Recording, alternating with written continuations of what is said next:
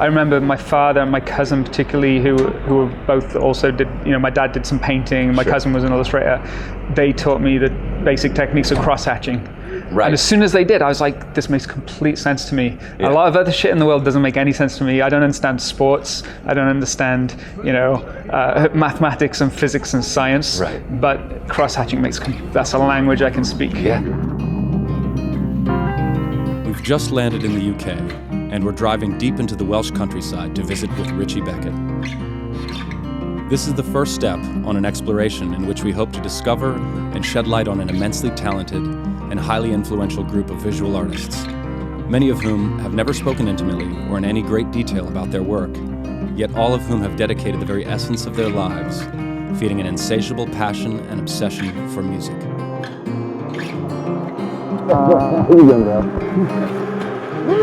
Dude, that's quite a drive. I lived in the capital city for most of my life, but then came to the realization that by the nature of the work that I do, I could actually live anywhere I like. The most profound difference that I felt from living here versus living in the city is that when you're out here, you're very aware of the rhythm of the seasons, and everything is changing profoundly. All of the work I've ever done has always been informed by nature in some way, and I've always drawn foliage and plants and animals, and the naturally occurring things has always been predominant. You could look at this one piece of wood and just look how charming that shape is, and then you look at it a bit closer and you keep looking. There's so much to it. All of those shapes and motifs become a dialogue of things that I can lift from. I'll come out here often and I'll find skulls and bones all the time because there are sheep and cattle and horses and foxes, all manner of animals out here.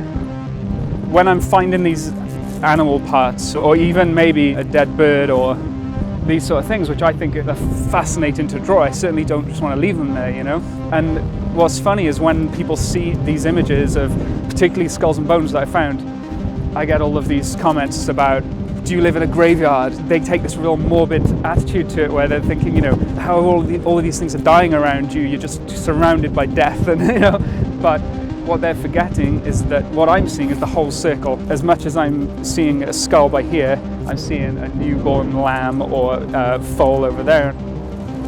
Seems like in the States where a lot of artists are like scouring eBay to find these things that you can't help but stumble upon on a daily basis, and they're paying good money. Oh yeah. So, so who's morbid now? Who's out there paying for a sheep skull? Yeah. The more you study them as well, I've been absolutely blown away by the things that I'd come to draw, almost cartoon-like from growing up as a kid, drawing on school books and being like, fuck yeah, skulls, and you'll draw these, all these little lines and details, but they're things that you've grown up from seeing maybe in pastel artwork and things like that, where you learn those little things, but you're not getting that from looking at a real skull. You're learning the stylized version of it. Exactly, yeah. And then when you go back and you have the real thing in your hand, and it hasn't been bought as a replica or through mail order or something, you've literally picked it up out of the ground. You're seeing these incredible shapes and formations. It starts to bring to mind things like Giga and these kind of designs which you think have come from the human mind in some way, whereas when you see them straight from nature, it's just unfathomable. It's so beautiful. If it's left long enough, it just gets perfectly reclaimed by the ground, so you get the fungus and the moss and the lichen, all these different kinds all start to make a home in it and just build up this sort of miniature kingdom forming inside it, and the whole cycle just starts over again. There we go. Things like this also makes you think about, you're seeing the time passing constantly. Like you're always aware of it. Yeah, I think it's pretty fascinating. I grew up on a farm myself, and it's not lost on me how much I seem to have taken my own formative environment for granted. But I guess it's in our nature as kids to ignore the awesomeness that surrounds us. I'm also beginning to experience how Richey's surroundings dictate his imagery. I can't help but feel awestruck by this particular countryside, which makes me wonder how different my own art would be under similar circumstances. Does creativity start with the individual, or are we products of an environment, serving that environment itself?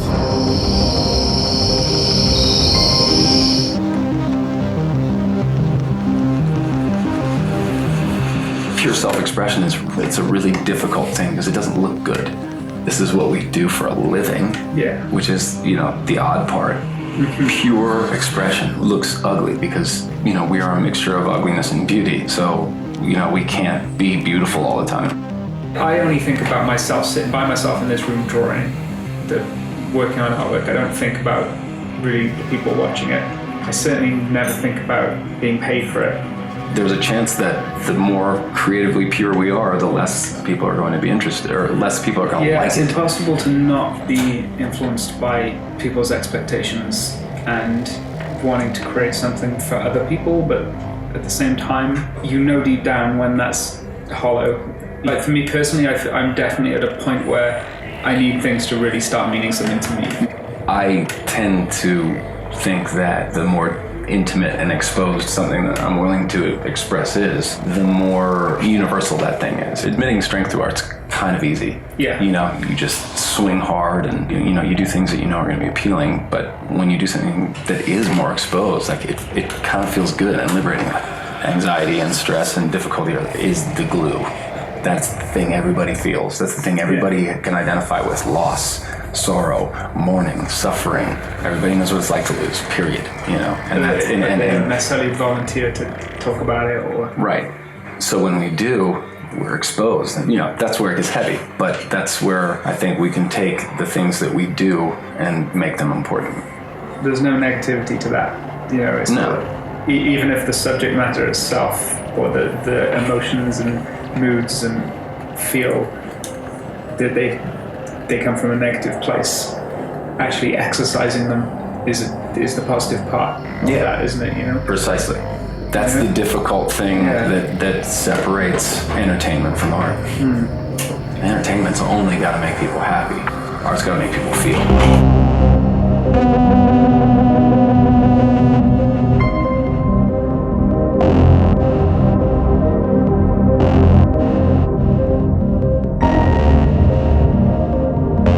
Burlesque of North America were curating a set of Baroness prints under John's watchful eye. That was probably the first time I vaguely connected with John in any way, was because John was obviously overseeing who was working on these posters, so I was pretty thrilled. I was asked to do one.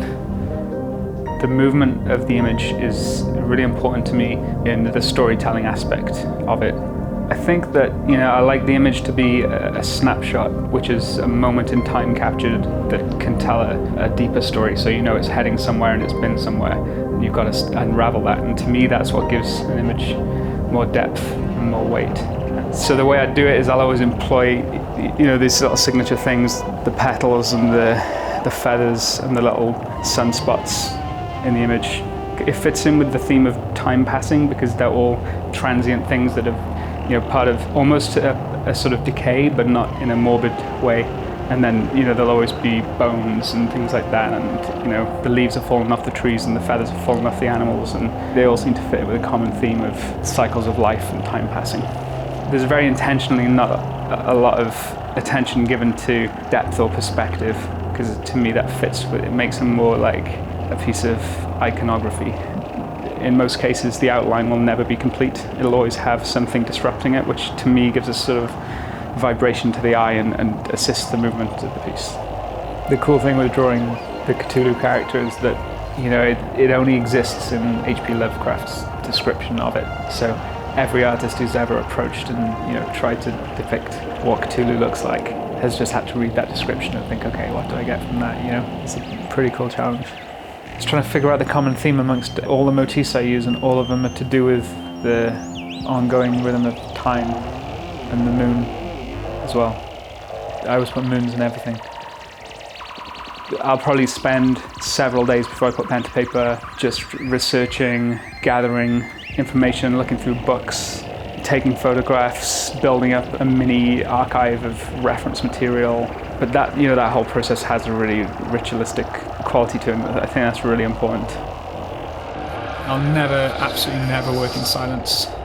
I find it difficult to work in silence, but more so I suffer from really profound tinnitus. So I'll always have music on all the time. I'll always have podcasts on, documentaries, a lot of movie podcasts I love listening to.